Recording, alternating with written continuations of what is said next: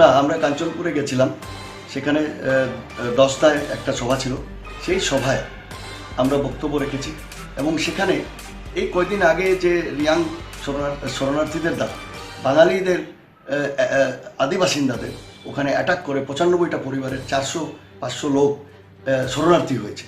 চিন্তা করে দেখো, শরণার্থীর দ্বারা আক্রান্ত হয়ে আদিবাসিন্দা ভূমিপুত্ররা এখানে শরণার্থী হচ্ছে। কোথায় আছে? ওখানে আনন্দবাজারের পুলিশ থানার ভেতরে আছে। তাদেরকে সুরক্ষা দিতে পারছে না।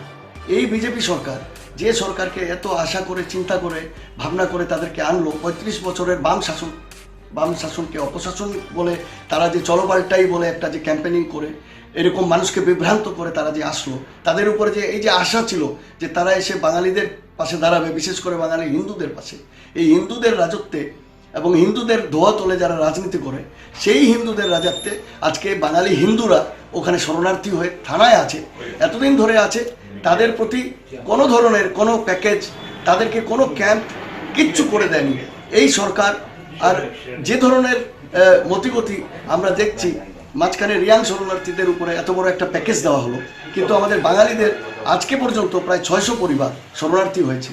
এই শরণার্থীর দ্বারা অ্যাটাক হয়ে আমাদের লোকদের শরণার্থী বানাচ্ছে, কিন্তু আমাদের লোকেরা কোনো ধরনের সেই ধরনের সমর্থন মূল্য পাচ্ছে না, কোনো ধরনের প্যাকেজ পাচ্ছে না।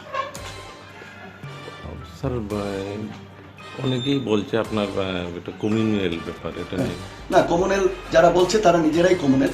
তারা কমিউনাল দেখেই ওখানে সাম্প্রদায়িক সংঘর্ষ হয়েছে এবং তারা কমিউনাল দেখেই বাঙালিকে ধরে ধরে অ্যাটাক করেছে। তারা কমিউনাল দেখেই বাঙালি দোকানপাট লুট করেছে ধরে ধরে। তারা কমিউনাল দেখেই বাঙালি মানুষগুলোকে মেরেছে, তাদের ঘরবাড়ি লুট করেছে, তাদের ঘরবাড়ি আগুন লাগিয়েছে, গাড়ি পুড়িয়েছে। এবং তারা কমিউনাল বলেই আজকে 95টা পরিবার তাদের বাড়িতে যেতে পারছে না। তারা থানার মধ্যে আত্মরক্ষার জন্য, সুরক্ষার জন্য থানায় থাকতে হচ্ছে। তাহলে কমিউনাল কারণ গভর্নমেন্ট কিছু করেনি। গভর্নমেন্ট তাদের সুরক্ষা পর্যন্ত দিতে পারছে না। আমার কাছে ভিডিও ফুটেজ আছে, ওখানে যখন রায়ট হচ্ছে তখন ওখানকার লোকেরা আমাকে বলেছে, তার ভিডিও ফুটেজ আছে, যে ওখানে রায়ট হচ্ছে, পুলিশ দাঁড়িয়ে আছে, প্রশাসন দেখছে, তারা কিছু করছে না, বলছে আমাদের কিছু করার নেই, আমরা কিছু করতে পারবো না।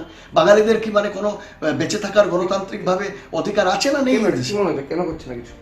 কেন করছে না? রাজনীতি, এডিসির একটা ইলেকশন আছে সামনে, সেই ইলেকশনে ওনাদের সব সিট লাগে। ওনাদের কাছে তো মানুষ আগে না, ওনাদের কাছে রাজনীতি আগে। ওনাদের কাছে যদি মানুষ আগে হতো তাহলে ওনারা দেখতো না কে কাকে আক্রমণ করছে। আমি বলছি, যদি বাঙালি যদি আক্রমণ করে তাদেরকেও প্রতিহত করা দরকার এখানে ছিল এই সরকারের শক্ত হাতে। যদি রিয়াংরা আক্রমণ করছে সেটাও প্রতিহত করার দরকার ছিল এই সরকারের। আমরা কি দেখেছি? বাঙালি তো কোনো আক্রমণ করেনি। যদি বাঙালি আক্রমণ করতো তাহলে ওরা শরণার্থী হতো। ওরা কোথায় শরণার্থী হচ্ছে? হয়নি। শরণার্থীর দ্বারা ভূমিপুত্ররা আক্রান্ত, ভূমিপুত্ররা আজকে তাদের বাস্তুচ্যুত হয়ে থানায় আজকে আশ্রয় নিয়েছে। না তাদের জন্য কোনো ক্যাম্প, অস্থায়ী ক্যাম্প করেছে, না তাদের কোনো রিহেবিলিটেশন। যার 2 লক্ষ টাকার সম্পত্তি নষ্ট হয়েছে তাকে 10,000 টাকা দিয়ে মুখ বন্ধ করার চেষ্টা করছে। যার 5 লক্ষ টাকার সম্পত্তি নষ্ট হয়েছে তাকে 50,000 দিচ্ছে। আবার এখানে অভিযোগও এসছে, আমার কাছে ভিডিও ফুটেজ আছে, তারা পাঠিয়েছে যে মুখ দেখে দেখে নাকি 4 লক্ষ 5 লক্ষ টাকাও দেওয়া হচ্ছে। এবং ওই যে 95টা ফ্যামিলি, তাদের মধ্যে যাতে একটা ডিসপুট হয়ে যায়, তারাও আবার একত্রিত হয়ে ক্লেম করতে না পারে, একটা দাবি তুলে একটা আন্দোলন করতে না পারে, সেটাকেও ভেঙে দেওয়ার চেষ্টা হচ্ছে। এগুলো আমরা হতে দেবো না। রিয়াং শরণার্থীদের প্যাকেজ দিয়েছ, সরকার দিয়েছে, আমাদের তাতে কোনো আপত্তি নেই। তারাও প্রতারিত হয়ে এসছে মিজোরাম থেকে, তাদেরও অধিকার আছে তাদের ভূমিতে স্বস্থানে ফিরে যাওয়ার। সুতরাং আমি মনে করি তাদেরকে স্বস্থানে সম্মানের সাথে ত্রিপুরা সরকার, ভারত সরকার মিজোরামে পাঠাক। কি করে আমরা পৃথিবীর বুকে গিয়ে অন্যান্য দেশে আমরা গিয়ে মুখ দেখাবো? কি করে বলবো আমরা একটা গণতান্ত্রিক দেশ? একটা রাজ্যের থেকে আরেকটা রাজ্যে আমাদের রিফিউজি হয়ে আসছে রিয়াং শরণার্থীরা, আমাদের রিয়াং ভাইয়েরা, এবং তাদেরকে ফিরিয়ে দিতে পারছে না সরকার। এটা কোনো কমনেল না যে আমরা বলছি তাদের ফেরাতে হবে। এটা ভারতবর্ষের আইন।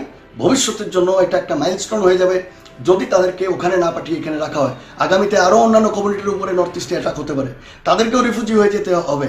তার মানে এই রিফিউজির ঢল চলবে, আর সরকার কোনো যাদের প্রেশারে এসে যাদেরকে ভালো একটা প্যাকেজ দিবে, যারা আন্দোলন করতে পারবে না তাদেরকে প্যাকেজ দিবে না, এই শরণার্থীর ঢল চলতে থাকবে। আমরা দেখেছি স্বাধীন ভারতে বাঙালিদের নিজের জমি বাড়ি জলের দামে বিক্রি করে দিয়ে শিলং থেকে পালিয়ে যাওয়া, নাগাল্যান্ড মণিপুর থেকে পালিয়ে যাওয়া, আসাম থেকে ডিসপ্লেসড হওয়া, ওখানে গণহত্যা হওয়া, এখানে মান্দাই গণহত্যা, এগুলো সব দেখেছি। এগুলো আর আমরা চাই না, কোনো সাম্প্রদায়িক সংঘর্ষ চাই না।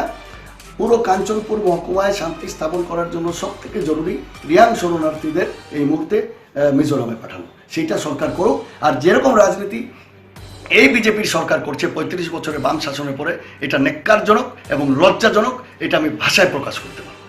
সব থেকে বেশি দুর্ভাগ্যের বিষয়, এখানের মুকুটহীন সম্রাট মহারাজ, যিনি নিজেকে মহারাজ বলেন, আগরতলার রাজপ্রাসাদে বসে কমফোর্ট জোনে বসে উনি রাজনীতি করে এটিসির মহারাজ হতে চাইছেন এবং ভবিষ্যতে পুরো ত্রিপুরার মহারাজ হতে চাইছেন। আমি ওনাকে একটা কথা বলতে চাই, হে মহারাজ, হাত জোর করে বলছি, আপনার পূর্বপুরুষদের ইতিহাসটা দেখুন। কাঞ্চন প্রভা দেবী বাঙালিদের কীভাবে সাহায্য করেছেন, আগের মহারাজরা কিভাবে তার প্রজার জন্য দাঁড়িয়েছেন খোলা মনে খোলা হাতে। তারা প্রজাবৎসল, আপনি কি প্রজাবৎসল হতে পেরেছেন? এটা নিজে আপনার কাছে প্রশ্ন, আপনি নিজে চিন্তা করে দেখুন। যদি আপনি প্রজাবৎসল হতেন, তাহলে রিয়াংরাও আপনার জন্য যদি প্রজা হয়, তাহলে আজকের জন্য বাঙালিরা প্রজা ছিল। কিন্তু আপনি কি তাদের জন্য ন্যূনতম সৌজন্য দেখিয়েছেন? দেখাননি। আপনার ওখানে ইনফ্লেমেবল স্পিচ, যেটা সাম্প্রদায়িক স্পিচ দিয়েছিলেন, তারপরেই সাম্প্রদায়িক সংঘর্ষ হয়েছিল মহারাজ, এটা ভুলে যাবেন না। এই জায়গার থেকে এই যে পাপ আপনি করেছেন, তার প্রায়শ্চিত্ত আপনাকে করতে হবে।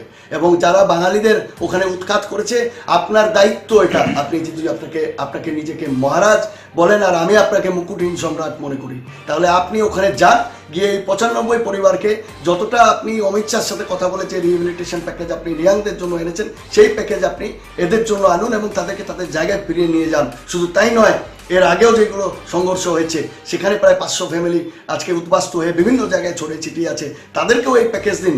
না হলে আমরা আপনাকে বলবো আপনি 100% কমিউনাল। আপনি এটিসির আজকে চিফ হওয়ার জন্য যে নোংরা রাজনীতিটা করলেন, পৃথিবী শুধু ত্রিপুরা নয়, সমস্ত ভারতবর্ষ সহ পৃথিবীর মানুষ মনে রাখবে যে একজন মহারাজা তার নিজের রাজনৈতিক স্বার্থ চরিতার্থ করার জন্য এইরকম একটা ন্যাক্কারজনক ভূমিকায় অবতীর্ণ হতে পারে। আর এই বিজেপি সরকার যে কাজটা করছে, ওনাকে সামনে রেখে আমি নিশ্চিত, আমাদের কাছে খবর আছে উনি খুব শীঘ্রই বিজেপি জয়েন করতে যাচ্ছে। এবং বিজেপির সরকার এখন ওনাদের তো জনমত এবং সব কিছু এখানে তো রসাতলে গেছে।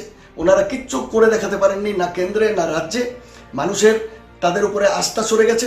এখন এই সমস্ত করে একটা বিভাজনের পলিটিক্স করে, সাম্প্রদায়িক পলিটিক্স করে তারা রাজনীতিতে টিকে থাকতে চাইছে, এডিসি দখল করতে চাইছে। এবং আমি নিশ্চিত এই আগামী নির্বাচনে আপনার এই মুকুটহীন সম্রাট প্রদ্যুৎ মাণিক্য মহারাজ, উনি এখানে মেইন মুখ হতে যাচ্ছেন, এটা আমি নিশ্চিত। এবং তারপরে হয়তো আগামী বিধানসভা নির্বাচনে উনি হয়তো এই মুকুটহীন সম্রাটকে মুখ্যমন্ত্রী প্রার্থী হিসেবে আমরা দেখতে পারি। এই ন্যাক্কারজনক ভূমিকার জন্য আমি এখানকার বিজেপি সরকার, কেন্দ্রের বিজেপি সরকার এবং বিজেপি পার্টিকেও আমি বলি যে আপনারা আসুন, এখানে আসল ঘটনাগুলো দেখুন। আর না হলে আপনাদেরকেও এখানের জনগণ, এখানের মাটি ক্ষমা করবে না। আপনাদের সরকার 2023-এ ধূলিসাৎ হয়ে যাবে, মাটিতে।